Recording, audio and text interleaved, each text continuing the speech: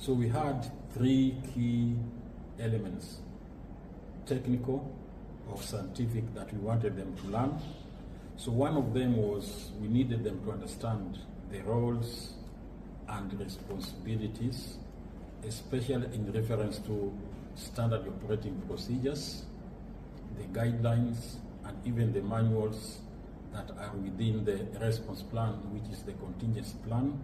And in this case, we have quite a number of standard operating procedures embodied in contingency plan. Examples include surveillance plan. We have risk assessments, laboratory diagnosis, case management, among others. So in this case, in today's and this week's exercise, the participants went through, interrogated all these plans, the guidelines, and they were able to identify the weaknesses, the gaps, the opportunities that can be done to ensure that the country is able to respond to a zoonotic disease, and not only highly pathogenic avian influenza, but other zoonotic diseases that result from what you asked in your first question, which could result from mutations or even drifts or spillovers. So that was the first item. The second scientific area that was key and fundamental was for them to learn the phases of good emergency management practices in zoonotic disease management. And these phases include what do we do during the peacetime when we don't have the disease. And in this stage, we normally ensure that the country is prepared and also ready to prevent disease. What do we do, who does it, and when do we do it? Then secondly, we expected them to learn what to do in the alert phase. And during this phase, what we normally do in terms of diseases, we detect and warn the populace on the consequences of such a disease. This was achieved. And thirdly, which was the fulcrum or the center of this whole process, was the emergency phase. And here is where they respond and mitigate against the diseases. And the key item that came here is that we need to ensure that the incident command system works very well. But we tested and we realized and noticed some of the gaps. And finally, we wanted them to learn as a phase, the recovery and review phase, where for animal health and also for public health, we look at livelihood restoration. So that was number two, the phases of good animal health emergency practices. And finally, we wanted to see how the government, in this case the Department of Veterinary Services, the DVS, liaises with the relevant technical partners or organizations. And this one was at national level, where the key agency is the National Public Health Institute. We have the research institutes, among others. So we saw this. We also have the national disaster agencies, the NDOC and also NDMU, being linked as partners. Secondly, we had the regional partners. These are the regional economic communities, the East African Community and the IGAD. So that was very important, plus African CDC and also African Union resources on animals. And finally, we also wanted to see how they liaise with the global partners, and this is WOAH, that sets standards in animal health, WHO, UNICEF, UNEP, and finally, the Food and Agriculture Organization. So these are the three key areas we expected them to learn and ensure that they come out with the right scientific and technical elements. And because of this, especially the third element, we need to ensure that the technical organizations support the country through resource mobilization as an item, training, and also transfer of technical knowledge.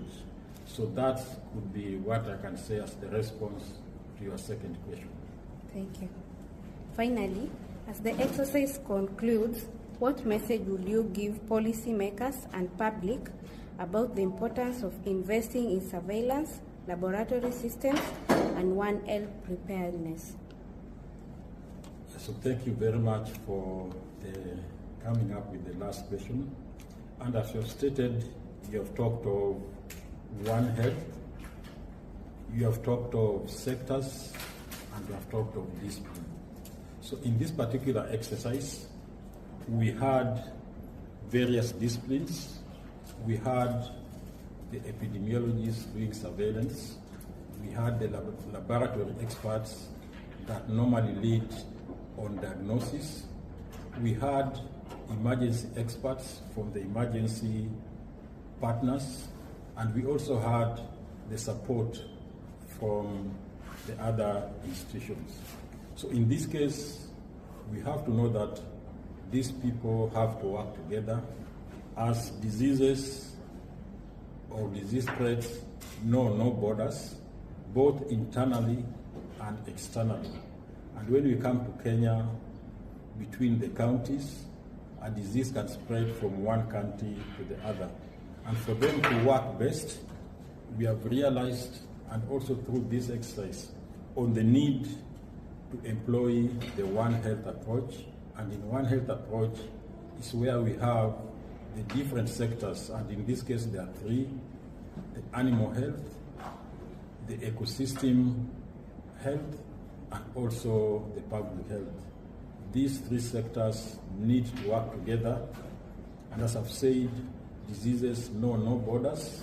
They'll move from one sector to the other, from wildlife to man, from wildlife to animals, and sometimes vice versa. So it's important that we have multidisciplinary, multi-sectoral approach so that the sectors work together, the disciplines also work together, and also what we call cross-disciplinary, where we bring in the other support sectors like finance, logistics, to ensure that they work together. So the other item that is quite important, and we saw it in the course of this exercise, is on the need for a structured and coordinated response, especially between the surveillance sector, and the laboratory disciplines. And in this case, it's important that the partners work together, and I alluded to this previously in your previous question, such that the technical organization must guide the national parties on how to do things the right way. But the final and the most important one, because you have talked of policy issues, we need to come up with a One Health policy involving the three sectors. Once they come together with the policy, they can also follow it up with a One Health communication strategy. So all these documents, especially the two policies on One Health and also on communication, must be endorsed, validated, and okayed by the senior government officials in the agencies and the ministries. And because they are policies, some of them must go to various parliamentary committees. A case in point or example is we have the Parliamentary Agricultural Committee. We also have the Parliamentary Health Committee that must endorse all these policies. And for us in today's exercise, I'll point out that currently in Kenya, they are coming up with a livestock policy that will embody the multisectoral approach in disease control and management. Therefore, we cannot work without involving the policy people. And in animal health management or good management practices, we normally say we involve the top people, we call them the God level. Then we must involve the people at the regions and the national technical people. In technical terms, we call it the silver level, and we must also link with people at the counties or subnational, we call them the bronze level. So the bronze level, the silver level, and the gold level must work together, and hence the need to bring in the policymakers to ensure that we manage diseases that go across the borders, across the sectors, because without that, the disease will spread and we will not be able to manage it. So that's my response to that final question on the need for One Health approach, taking cognizance of the importance of the policy people, as without them, we might not be able even to get the resources and the laws and acts to support disease control. Thank you very much. Thank you. Maybe you can give your final comments about the all exercise. Yeah, thank you for that. The whole exercise, from my perception as one of the facilitators, is that it was successful. There was very active participation, and the way forward plus the recommendations will ensure that we are able not only to mitigate against highly avian pathogenic influenza, but also for other diseases.